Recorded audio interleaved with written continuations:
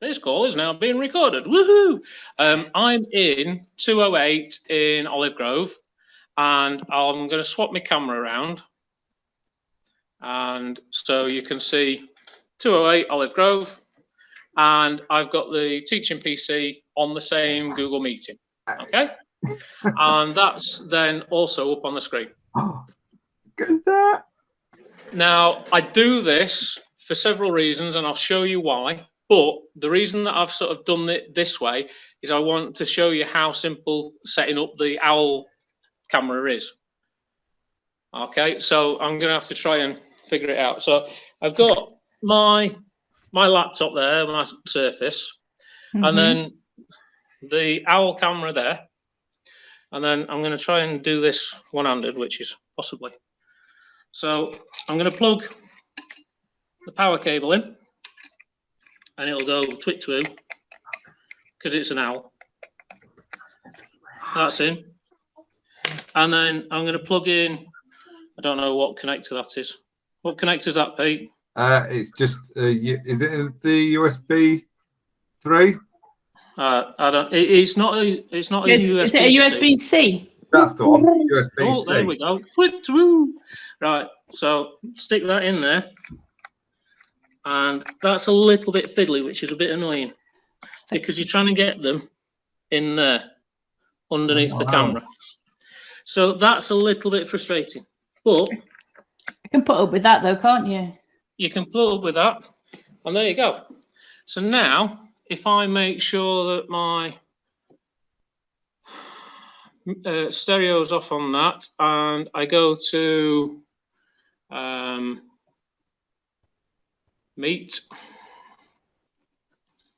and then 360 camera demo, and I'm going to also turn off my microphone on there, and I'll swap that in a minute. Actually, I'll turn the microphone off on my phone and put the microphone on the camera.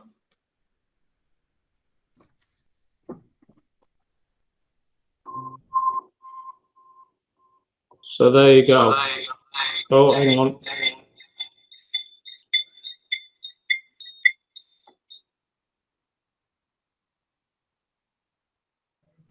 I'll do it that way instead, because then we don't get any feedback.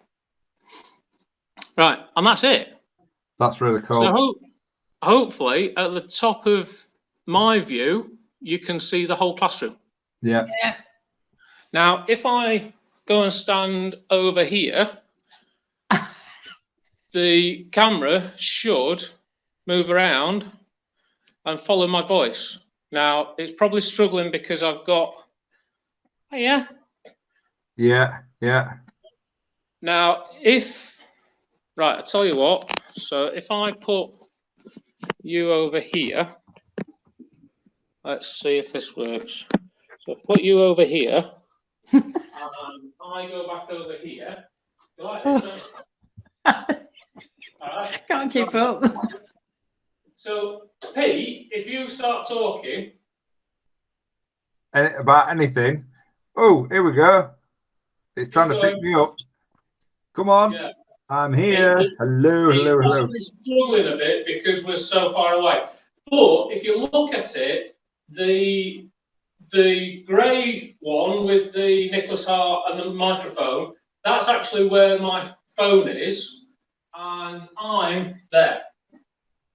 Yeah, so, brilliant. So can you see how it brings different people together? It's great. And the students can then see, hopefully they can see and feel like they are part of the class. Yeah. Because they can see who asked a question or who I'm talking to. So it is good. Go, and this is where it gets a little bit mental, but if I then go to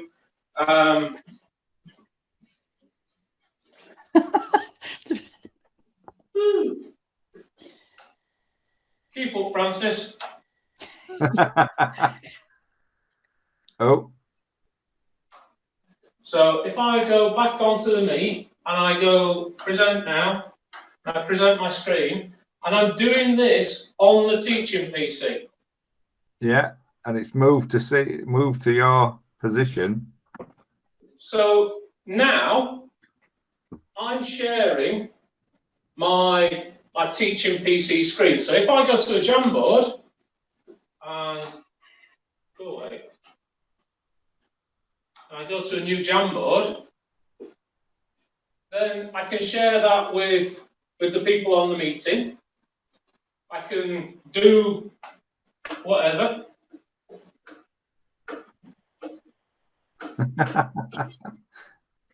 And then what I really like about this, and sorry for me moving about like a silly so-and-so, but if you look at my view now, can you see that's what I'm seeing from my teaching PC, my laptop? So I will always have my messages on. And by doing that, by having my messages on, I can see the students at home asking questions.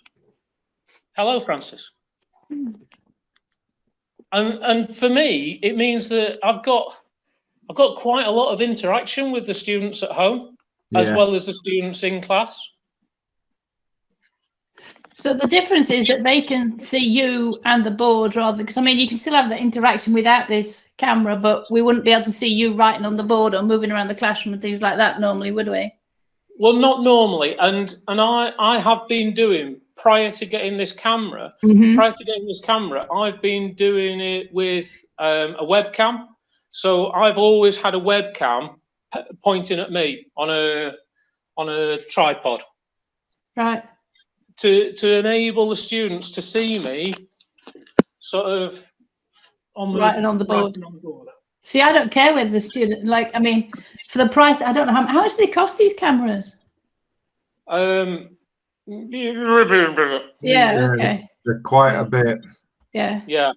I guess it's more important for like subjects like engineering, where they need to see the equipment and things that you use in the classroom, whereas for teaching English, it's maybe less important. Do you think? Well, this is where I disagree, and I'm going to end the call on my phone, and then just talk to you on this. So if I do that.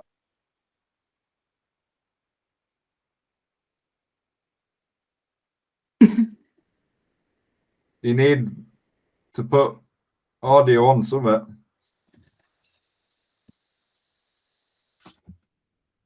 Write it down.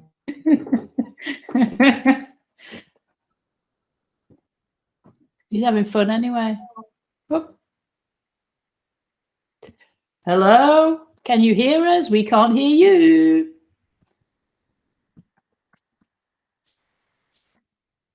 Can't hear you. He's got his microphone. You've got your mic off. Schoolboy error. Thank you. Schoolboy error. There you go. Could you hear us? Could you hear us shouting? Right. I can hear you now. Let's try that. Excellent. We thought we were just quiet students. Yeah, we can see you dancing.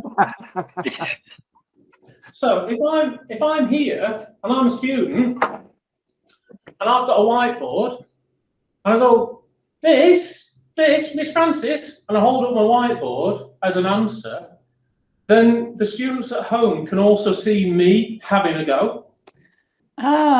But my idea would be to have all the students on the network and as if they were working from home, if you know what I mean, on the Wi-Fi, doing their answers on Google Jamboard or whatever it is. Yeah, and that's fine. But I'm also thinking about, maths, English, it's motor skills, because we need those motor skills for creating letters, creating numbers, creating equations.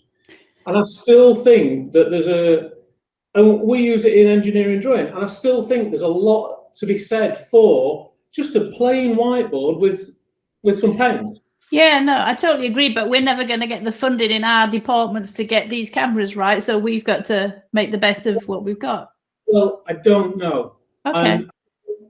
I don't know, because systems have asked me to trial this. Mm-hmm. And it might be something that systems buy. Mm-hmm.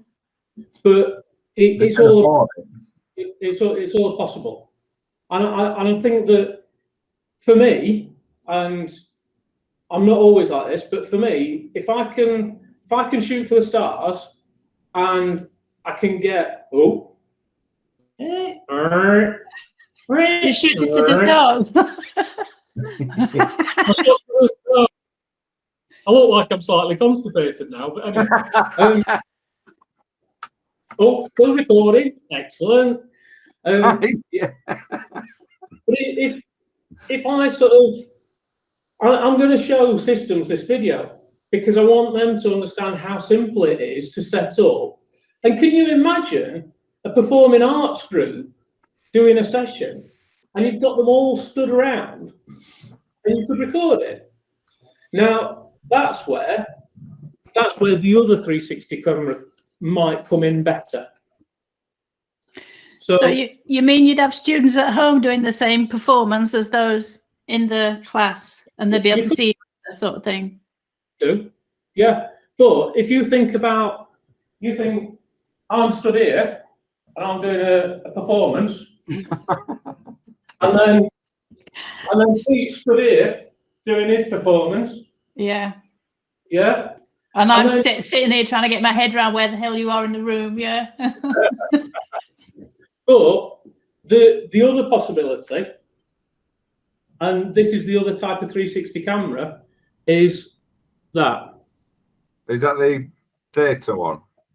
So that's the Insta. The way Insta 360. Yeah. So this, Francis, this has a standalone camera, and you can create 360 images with it. So if I go to ThingLink, how much do they cost? 360 cameras. These are less. These range, but this one's about 400 quid. Now, the thing with this one is that it can do stills or it can do video. Yeah. Whereas the Owlcam, the big clever thing about the Owlcam is the microphones and how it moves around. Yeah. Now, that for me is brilliant during this time where we've got bubbles in class and bubbles at home, and it improves the interaction and engagement of the students at home because they can see the other people in class. Yeah. Now, I think that would be. Sorry, go on. I was just going to say, ask how your learners feel about being up on the whiteboard. I know there's been some research to say that some learners feel very self-conscious when their big picture is up for the rest of the class to look at. I just wondered what you'd found. I've used it with level 2s, and it took a bit of silliness to get used to, but the majority of them have been like, oh yeah, it's Nick with his stupid camera again. That's so the hang on, let me just share this. So the difference with this one, this other 360 camera, is that you can create 360-degree images, which you can then do things like this with. Yeah. And you can do the whole, spin it round, look up, look down. And you can also go and create, which one is it? That one. So in this one, so this is my living room. Yeah. There's my dog. And then you can put in hotspots, and then you can go. Can't believe you put your house on there. Well, and then if I just put in yes, and then that'll take me through to a different position, and it'll take me through to a different place. Yeah. In the room. So they are different tools for different jobs, really. Yeah. Yeah, they are. It's pretty cool. I think it's amazing what we can do. I think the cost is prohibitive initially for a lot of a lot of instances, but you imagine doing a lesson observation or a supportive review, and all you do is you put that in the classroom. And all you do is press record. And then you go and watch it later. And you can see all the students and what all the students are doing and how they're interacting with you as a member of staff or with the member of staff that you're observing or reviewing.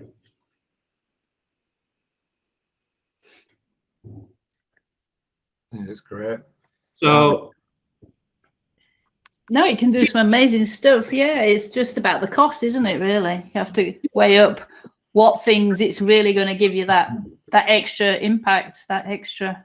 Yeah, and I think now that we're sort of tentatively coming out of lockdown, the OWL Lab's probably less. It has less impact because there's going to be less people online as opposed to people in class. But Don't know. Aren't we going to be carrying on with some stuff online though? Well, I think so. And to be honest, I think it'd be naive of us to go, actually, we're just going from now on, for the foreseeable future, we will be doing some sort of blended online in-class delivery. And I think it's really naive if people go, oh no, we're coming back to college. It's not that simple.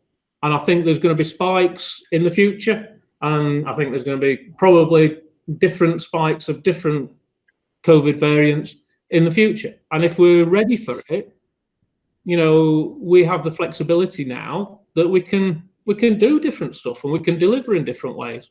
Yeah, but I think apart from that, I think some learners really benefit from being online and having that choice and those options and doing things differently. So we need to really keep going at that, I think. Yeah, I agree, but I have seen some shocking mental health issues with students who need their classmates. They don't want them. They don't want them. It's a bit like Nanny McPhee. They need them, but they don't want them. Yeah, it would be good if we could give the choices though, because you've got very different personalities who need different things, right? Yeah. Well, could you imagine? I think, Nick, you can just stay at college. You can do all college CPD, and we can just watch you on your camera. You can do everybody like that. No. He always puts a dampener on it, doesn't he? But I think on looking at the future, I think that classes, could you imagine what you teach, Nick, having students from Europe or around the world, anywhere in the world, joining your class, doing your course from around the world? Absolutely. It's just incredible where it could go. We could. And I don't know if the thing that I put onto the chat about streaming on YouTube. I'm thinking for the next academic year, I'm thinking I would like to deliver, and basically I've been doing this already, but I'd like to deliver to all of the level 3s how to do a process in CAD. And I'm going to stream that, and it's going to be open to anybody, absolutely anybody. And then they can ask questions, whatever. We then have a follow-up tutorial during the week where they have a go and they have hands on the computer and they actually do that thing. And in lockdown, what I've been doing is I've been recording specific sessions, putting those onto YouTube so students can go back and watch them. Whether they have done or not, that I can lead a horse to water sort of thing. But I've said to the students, right, I'm going to go through this quite quickly. It's going to be an extra session. So I put on an extra session. I'm going to go through it quite quickly, but I'm going to record it. Please ask questions in the chat if you want, but keep yourselves muted. And then I had probably 20 people come into those sessions across 4 groups. So not a massive percentage, but enough. But because I've recorded it, I could then put it onto Classroom, and then the students could access it later. Yeah. So you're right, Pete. You're absolutely right. We could do distance learning. Yeah. Simple. You know. Yeah, absolutely. Absolutely. So, I wanted you to see this, Francis, because I think that from a point of view of students who are struggling with getting into college, they see more people of their class. They can start to recognise haircuts or face masks or whatever. From SEN point of view, some students really struggle with acclimatization, getting into class and getting acclimatized with the class. Can you imagine if they did the first couple of weeks like this? So they're sat in the safety of their own home, they're sat with the things and the smells and the sounds that they know, but they can see the classroom and they can see what happens in the classroom. And then, like I say, I really do think that maths, English, technical drawing, things like that, we still need to build those motor skills. So it would be a case of, right, having a whiteboard, the students have got a wipeable pen, it's their own, they keep it, they take it away, they bring it back, whatever. You but can yeah, even have and this is a Wacom pen for the graphics tablet. Yeah. So even I was reading a thing about it's to do with memory and how people learn better writing rather than typing. Yeah. So that's exactly, and they were talking about how, because everyone's remote, how these are going to become more, these need to become more accessible. Yeah. Well, we've just ordered some for the people who deliver maths in engineering and construction, because that then ties in really well with Equatio. I mean, I use one of these with the system, the Epson system, and it's absolutely phenomenal what you can do. Absolutely amazing. But that is just a big version of your Wacom graphics tablet. Yeah. So, you know, for me, you're absolutely right. And could you imagine, Francis, could you imagine if you'd got those graphic tablets for every student in the class? I know. Amazing. That's what it's like in the States. All the people that I like talking to about everything in the States, like it's all one-to-one. They've all got, yeah, they've all got their own bits of kit, and not cheap either. They've all got the decent stuff. Like the pencil on the Apple. I hate to say it, but I'm sorry, Nick, but I bought one of them. I didn't mean to. I just paid for it. It just slipped into the basket. Yeah, but that pencil is incredible. Is it? It's absolutely brilliant. I mean, I love the Wacom. Don't get me wrong, I love the Wacom. But using stuff like Photoshop and everything like that, and just writing, it's absolutely brilliant. I know Liam Ward's got one, and he's got he has. He's put a film over his iPad, which makes it feel like paper. Yeah. And it stops it slipping, which I think is fascinating, really. Absolutely fascinating. It's brilliant, that. It is brilliant, that paper. I think the thing that I really, really want to embed in students and staff, you know, have you heard the phrase digital immigrant and digital migrant and digital native? Yeah, digital native.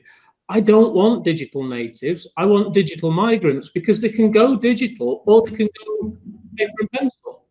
And I think for us, or for me, if I can enable my students to be confident with both pencil and paper and a spreadsheet and a graphics tablet and whatever, then somewhere in between, that's the right person. Because I mean, I was talking about the patent earlier, Francis. I literally designed it on the back of a beer mat in a pub after having curry and a couple of pints. And it was literally just sketching. And then we sort of sobered up and went, oh, that's quite a good idea, that. Yeah.